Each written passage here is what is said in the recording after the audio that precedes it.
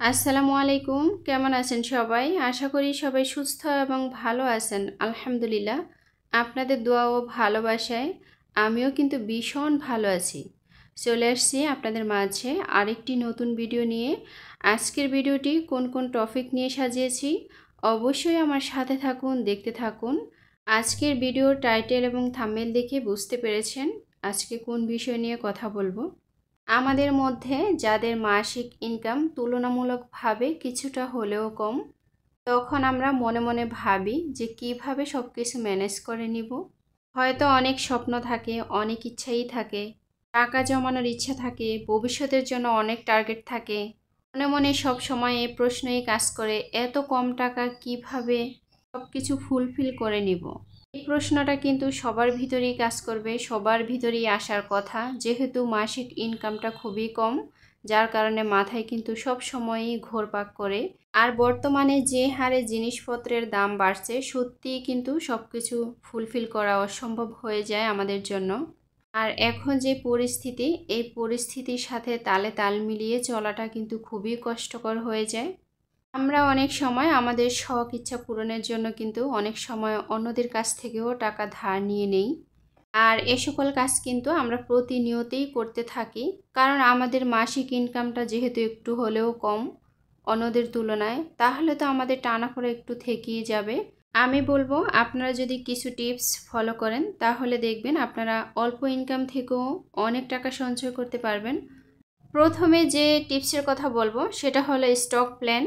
আমাদের মাসিক যেটা ইনকাম হচ্ছে সেখান থেকে আমরা 20% টাকা অথবা 30% টাকা, আসলে যার যেরকম ইনকাম আর কি, ওই ইনকামের উপর ভিত্তি করে 20% টাকা অথবা 30% অথবা 40%, যার যেরকম ইচ্ছা, আমরা আমাদের গ্রোসারির জন্য রাখতে পারি। 30% বা 40% টাকা কিন্তু অনেকটাই বেশি হয়ে যায়। যাদের জন্য এই টাকাটা বেশি তারা কিন্তু 20% টাকা গ্রোসারির জন্য রাখতে পারেন। গ্রোসারির ভিতরে কি কি রয়েছে অনেকের মনে প্রশ্ন আসতে পারে। আমি বলবো সেখানে চাল, ডাল, তেল, মশলা বিভিন্ন কিছু সেখানে রয়েছে। আপনারা চাইলে 20% বা 40 বা 30% টাকা এই গ্রোসারির জন্য রাখতে পারেন।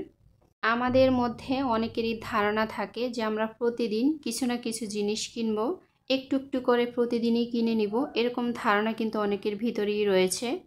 যেটা আমাদের সবচেয়ে বেশি প্রয়োজন, যেমন চাল, ডাল, আটা, রুটি ছাড়া কিন্তু আমরা কখনই থাকতে পারি না। সকালবেলা কিন্তু অনেকেরই রুটিটা সবচেয়ে বেশি প্রয়োজন হয়, বিশেষ করে ভাত। ভাত তো থাকতেই হবে, ভাত তো বাঙালির একদম প্রিয় খাবার। তেল আমাদের সবচেয়ে বেশি প্রয়োজন, কারণ রান্না বান্না করতে হলে তো তেলটা লাগবেই, তেল ছাড়া কখনই রান্না করা যায় না। আমরা সব সময় কি করি, অল্প অল্প করে কিন্তু কিনে নেই। এই যে অল্প অল্প করে কিনে নেই, এটাতে কিন্তু অনেক টাকাই খরচ হয়ে যায়। আমাদের মাথায় সব সময় এই ধারণাটাই থাকে, যেহেতু আমাদের মাসিক ইনকামটা অনেকটাই কম, যার কারণে রোজ একটু একটু করে কিনে নিব। আমি বলবো আমাদের এই ধারণাটা কিন্তু অনেকটাই ভুল। আমার কাছে মনে হয় আপনারা রোজ একটু একটু করে না কিনে কমপক্ষে এক সপ্তাহের জিনিস কিনে নেবেন। একটা মাসে কিন্তু 4টা অথবা 5টা সপ্তাহ থাকে। আমরা যদি প্রত্যেক সপ্তাহে আমাদের বাজারঘাটটা করে নিই, তাহলে আমাদের উপর কিন্তু অনেকটাই চাপ কম হয়। অনেক সময় দেখা যায় আমরা যে রোজ একটু একটু করে জিনিস কিনছি, কিন্তু আমাদের অনেক টাকাই খরচা হয়ে যায়, আমরা কিন্তু বুঝতে পারি না। যদি আপনি সাপ্তাহিক বাজার করেন, দেখা গেল প্রত্যেক সপ্তাহে আপনার 200 টাকা অথবা 300 টাকা অথবা 500 টাকা করে বেঁচে গেল, তো মাসে কিন্তু 4টা অথবা 5টা সপ্তাহ পরে দেখা যায় 4টা সপ্তাহে কিন্তু অনেক টাকাই হয়ে যায়। যদি 200 টাকা করে হয় তাহলে কিন্তু 4 সপ্তাহে 800 টাকা হয়ে যায়। অনেকের কাছে হয়তোবা এই 200 টাকা খুবই কম। আসলে যাদের অল্প ইনকাম তাদের কাছে কিন্তু এই 200 টাকাও কিন্তু অনেক টাকা। দেখা যায় মাসে যদি 4টা সপ্তাহে 800 টাকা হয়ে যায় বা 1000 টাকাও হয়ে যায়, তাহলে 12 মাসে কিন্তু অনেক টাকা হয়ে যায়। এভাবে প্রত্যেক বছরে কিন্তু লক্ষ টাকা উপার্জন করাটা সম্ভব।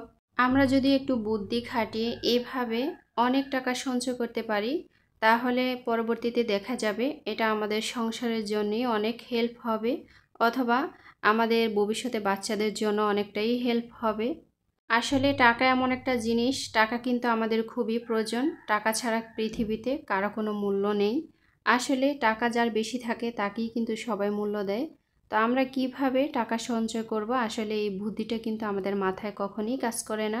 আমরা যদি একটু বুদ্ধি করে ব্রেন খাটিয়ে যদি একটু সঞ্চয় করে নিই, তাহলে দেখা যায় অল্প ইনকাম থেকেও আমরা অনেক টাকা সঞ্চয় করতে পারি এবং সংসার লাইফে স্বামীর অল্প ইনকামও আমরা অনেক হ্যাপি থাকতে পারি। সংসারও কিন্তু আমাদের, জীবনও কিন্তু আমাদের, দায়িত্বও কিন্তু আমাদের সংসারটাকে গুছিয়ে নেওয়া। দ্বিতীয় যে বিষয়টার কথা বলবো সেটা হচ্ছে ডেইলি প্ল্যান। অনেকের মনে প্রশ্ন আসতে পারে ডেইলি প্ল্যান বিষয়টা আসলেই কীরকম।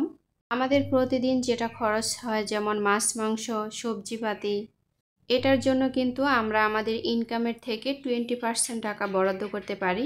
অনেকের মনে প্রশ্ন আসতে পারে কত পার্সেন্ট টাকা থেকে 20% টাকা নেব।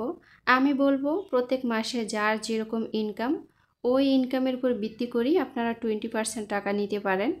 আমি বলবো প্রত্যেক সপ্তাহে বা প্রতিদিনই যেহেতু আমাদের মাছ মাংস বা সবজি কিনতে হয় বা এটা আমাদের খুবই প্রয়োজন, তাহলে আমরা ওই যে 20% টাকা, এটাকে আমরা 4টি ভাগে ভাগ করে নিতে পারি। 4টি ভাগে ভাগ করার পরে আমাদের সপ্তাহে যত টাকা পড়ে, আমরা ঠিক তত টাকারই সবজি বা মাছ বা মাংস যেটাই হয় না কেন আমরা কিনে নিতে পারি। যদি আমাদের সপ্তাহে 500 টাকা করেও পড়ে, আমরা কিন্তু সব সময় চেষ্টা করব এই 500 টাকার ভিতরেই সব কিছু ম্যানেজ করে নিতে। চাইলে আর একটু কম করে নেওয়ার চেষ্টা করব, কিন্তু কখনই 500 টাকার উপরে হব না। আমি বলবো আপনি যখন বাজার করতে যাবেন, আপনার মানিব্যাগে কিন্তু আপনি আপনার পরিমাপ মতো টাকাটাই রাখবেন, এর বেশি রাখবেন না। যদি আপনার পরিমাপ মতো আপনি টাকাটা রাখেন, তাহলে কিন্তু আপনি আপনার পরিমাপ মতোই বাজারটা করে নিতে পারবেন।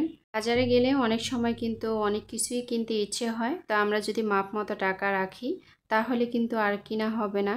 যখনই আমরা অতিরিক্ত টাকা নিয়ে যাব, তখনই আমাদের মনে হবে যে এই জিনিসটা কিনে নেই, যেহেতু আমার কাছে টাকা রয়েছে।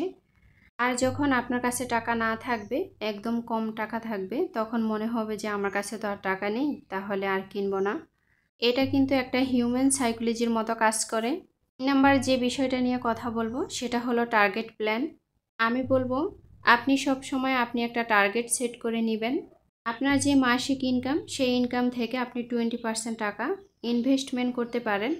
অনেকের মনে প্রশ্ন আসতে পারে এত কম টাকা কিভাবে ইনভেস্ট করব, এত কম টাকা দিয়ে কি ব্যবসা করা যায় বা বিজনেস করা যায়।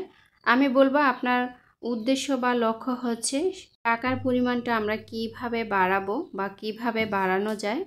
তাহলে এইটুকু কিন্তু আমাদের কষ্ট হলেও করতে হবে। 20% টাকা কিন্তু 2000 টাকা। আপনি চাইলে এই 2000 টাকা আপনি ব্যাংকে জমা রাখতে পারেন।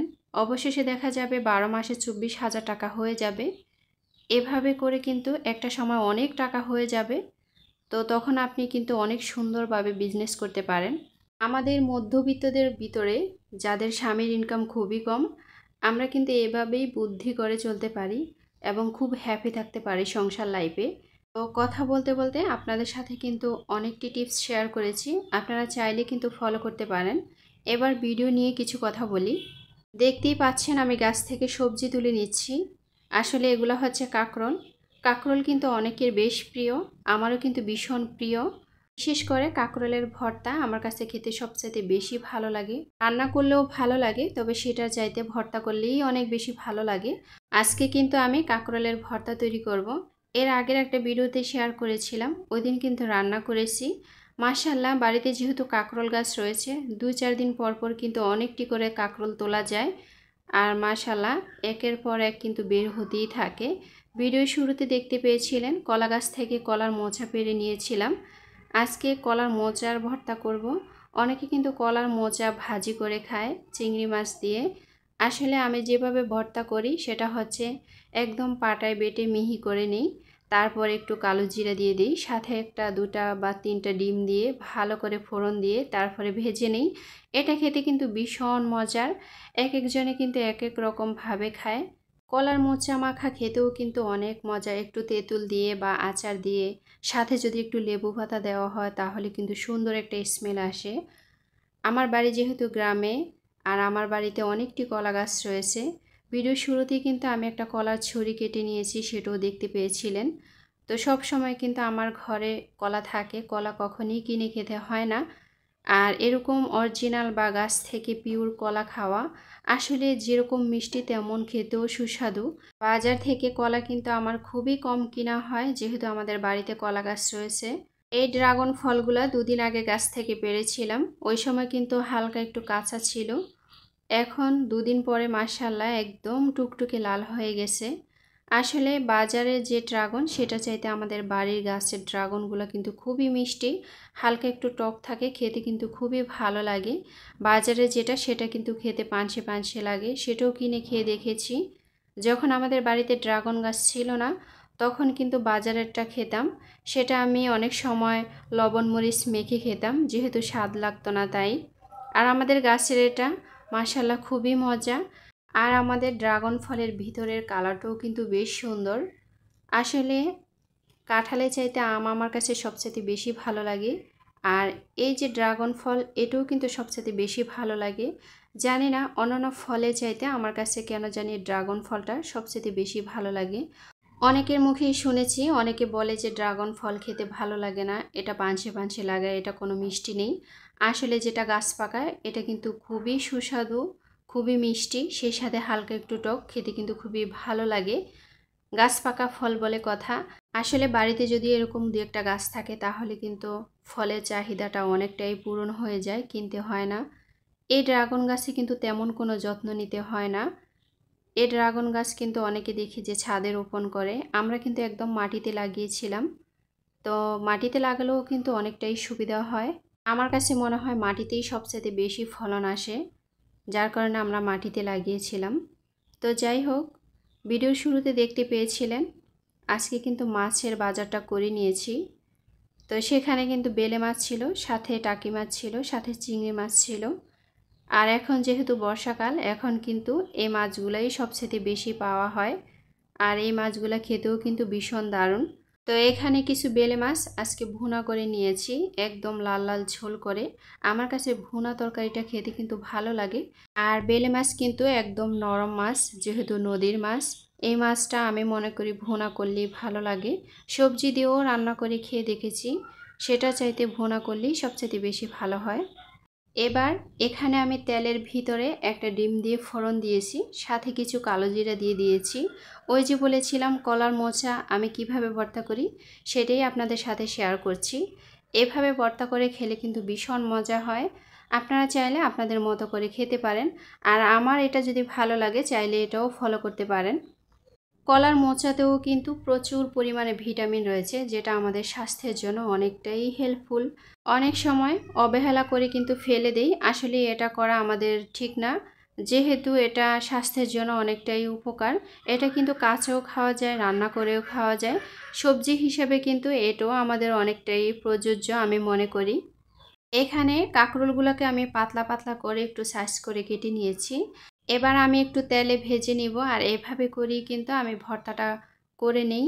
আমার কাছে তেলে ভেজে ভর্তাটা করলেই সবচেয়ে ভালো হয়। অনেকে কিন্তু সিদ্ধ করেও ভর্তা করে, তো সেটা চাইতে আমার কাছে তেলে ভেজে নিলেই সুন্দর একটা গ্রান আসে। এর বিচিটা সবচেয়ে বেশি ভালো লাগে। অনেকে কিন্তু কাঁকরোলের বিচি ফেলে দেয়, অনেকে খেতে চায় না। আমার কাছে এটা যখন পাটায় বেটে নেওয়া হয় তখন কিন্তু একটু আঠালো টাইপের হয়। আর ভর্তাটা কিন্তু খেতে খুবই ভালো লাগে। আসলে এক একজনের চাহিদা কিন্তু এক এক রকম, যে যেরকম খায় আর কি। আর আমার কাছে যেটা ভালো লাগে সেটাই আপনাদের সাথে শেয়ার করেছি। আমার মতো যে সবাই খাবে তা কিন্তু না, যার যেরকম পছন্দ। নিজের গাছের সবজি যেরকমই হয় না কেন খেতে কিন্তু ভীষণ ভালো লাগে, মনের ভিতরে কিন্তু একটা এনজয়তা কাজ করে। আসলে আমরা অলসতা না করে বাড়িতে এরকম ২-৪টা সবজি গাছ লাগাতে পারি, যেমন লাউ গাছ, কুমড়া গাছ, অথবা ডাঁটা, অথবা লাল শাক, অথবা কাঁকরোল, যাই হয় না কেন। সিজনাল ফল, বিশেষ করে ঢেঁড়স, এটা কিন্তু ১২ মাস থাকে বাড়িতে। তো এরকম গাছ রোপণ করে কিন্তু সবজির চাহিদাটা অনেকটাই আমরা বাড়ি থেকেই পূরণ করতে পারি। অলসতা না করে একটু বুদ্ধি খাটিয়ে যদি চলি, সংসার লাইফে কিন্তু আমাদের অনেকটাই হেল্প হয়।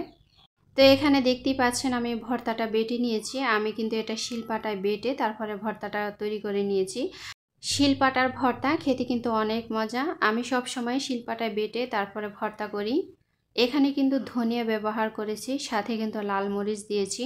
অনেকে কিন্তু কাঁচা মরিচটা ব্যবহার করে। আমার কাছে মনে হয় লাল মরিচটা দিলে কালারটাও সুন্দর আসে, আর যেটা দেখতে সুন্দর আসে সেটা খেতেও কিন্তু ভালো লাগে। তো আজকের ভিডিও এখানেই শেষ করব। সবাই ভালো থাকবেন। আসসালামু আলাইকুম, আল্লাহ হাফিজ।